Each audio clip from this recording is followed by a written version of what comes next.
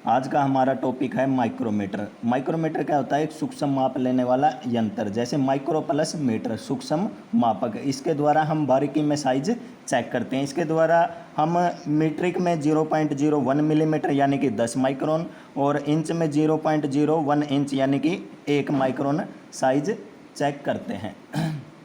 Micrometer कई प्रकार के होते हैं। आउटसाइड माइक्रोमीटर भारी माप लेने के लिए आउटसाइड माइक्रोमीटर, इनसाइड माइक्रोमीटर अंदर का माप लेने के लिए इनसाइड माइक्रोमीटर, डेप्थ माइक्रोमीटर गहराई में माप लेने के लिए डेप्थ माइक्रोमीटर। आज हम बात करेंगे आउटसाइड माइक्रोमीटर, जो कि बाहरी में माप लेने वाला औजार है। आउटसाइड माइक्रोमीटर हमें अलग अलग रेंज में मिलते हैं। 0 से 25 यानी कि 0 से 25 के बीच mm के बीच में साइज लेना तो हम 0 से 25 वाला माइक्रोमीटर यूज करेंगे।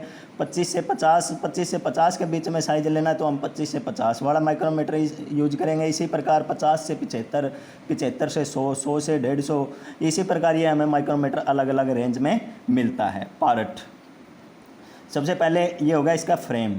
यह एक सी आकृति का कास्ट आयरन का डलाई करके बनाया जाता है। इसी के ऊपर इसका साइज अंकित होता है। इसके बाद हो गया एनविल, इसके बाद हो गया स्पिंडल। एनविल और स्पिंडल इनवायर स्टील के बने होते हैं, लेकिन इनके जो ये फेस होते हैं ये कार्बाइड के बनाए जाते हैं। ये कार्बाइड के क्यों बनाए जाते हैं? क्योंकि बार बार इनका यूज करने से इसके अंदर कोई भी त्रुटि उत्पन्न न हो। इसके बाद आ गई अपनी स्लीव। स्लीव क्या होती है? ये एक ट्यूब पाइप की खोखड़ी बनी होती है, इसी के अंदर को स्पिंडल गुजरता है।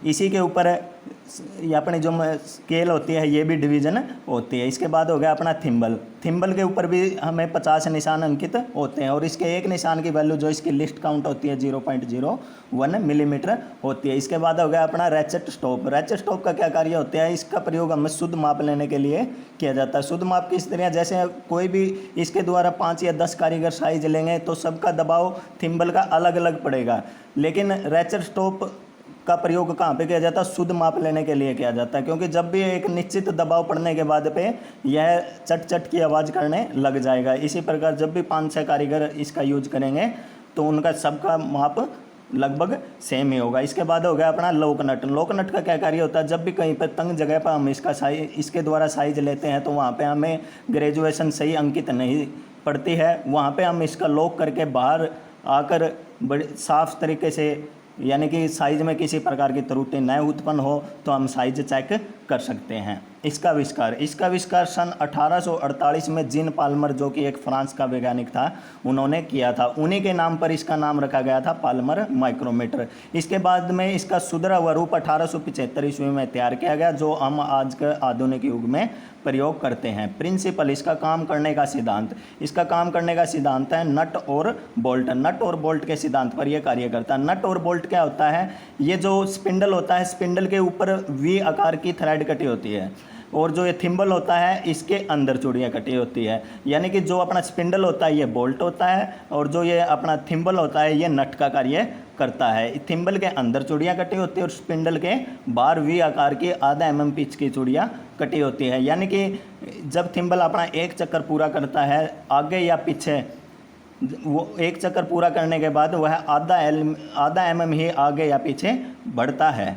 लिस्ट काउंट यानी कि इसके द्वारा माप, कम से कम हम कितना माप ले सकते हैं। इसके द्वारा हम मीट्रिक प्रणाली में 0.01 मिलीमीटर यानी कि 10 माइक्रोन ही माप सकते हैं और इंच में 0.01 इंच यानी कि 1 माइक्रोन माप ले सकते हैं। इसके अंदर आधा mm पिच की चूड़ियाँ कटी होती है, वी आकार की चूड़ियाँ कटी होती है। और इसी प्रकार जो इंच वाला माइक्रोमीटर होता है, जो इंच में माप लेते हैं, उसके ऊपर 1/40 TPI की थ्रेड कटी होती है। TPI क्या होता है? टिथ प्रति इंच, यानी कि 1 इंच लंबाई में 40 चूड़ियाँ। ये पार्ट, लिस्ट काउंट और इसका आविष्कार और इसका प्रिंसिपल आपको अच्छे से समझ आया होगा। धन्यवाद।